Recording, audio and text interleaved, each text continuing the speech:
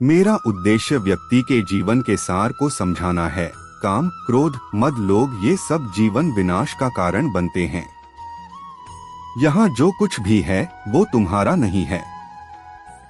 तुम क्यों रोते हो, यही जीवन है।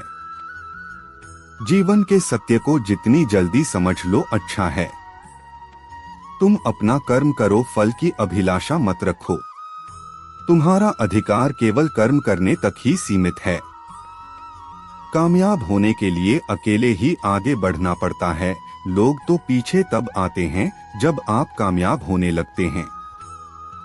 अगर भाग्य पर भरोसा है तो जो तकदीर में लिखा है वही पाओगे, और अगर खुद पर भरोसा है तो जो चाहोगे वही पाओगे। जब आप अपने सपनों की ओर बढ़ते हैं तो जिंदगी आपके साथ भी खड़ी होती है। अपने हौसलों को ये मत बताओ कि तुम्हारी परेशानी कितनी बड़ी है, बल्कि अपनी परेशानी को ये बताओ कि तुम्हारा हौसला कितना बड़ा है। सफल सिर्फ सपनों के लिए मत बनो, बल्कि उनके लिए भी बनो जो तुम्हारा मजाक उड़ाते हैं। जिसकी जैसी सोच वह वैसी कहानी रखना है। कोई परिंदे के लिए बंदूक तो कोई पानी रखता है। क्रोध पर नियंत्रण आवश्यक है। यदि क्रोध आए भी तो उसे शांत रखने का प्रयास करें। खुद का आकलन बहुत जरूरी है, क्योंकि व्यक्ति को खुद से बेहतर कौन जान सकता है। गीता में श्री कृष्ण ने बुद्धिमान व्यक्ति की पहचान बताई है कि सबसे समझदार और स्थिर बुद्धि वाला व्यक्ति वही है जो सफलता मिलने पर अहंकार में नहीं आता और विफलता मिलने पर गम में नहीं डूब जाता।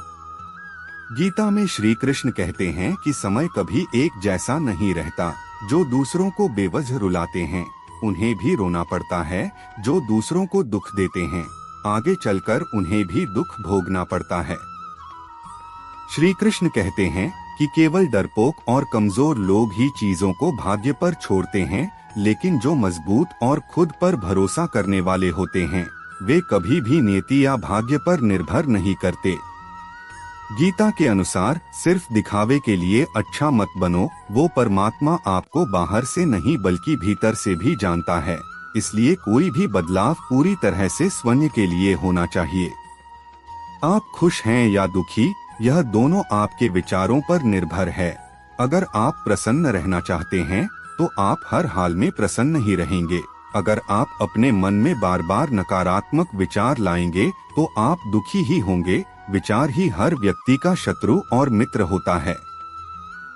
श्री कृष्ण कहते हैं, किसी के साथ चलने से ना तो कोई खुशी मिलती है और ना ही लक्ष्य। इसलिए मनुष्य को सदैव अपने कर्मों पर विश्वास करते हुए अकेले चलते रहना चाहिए।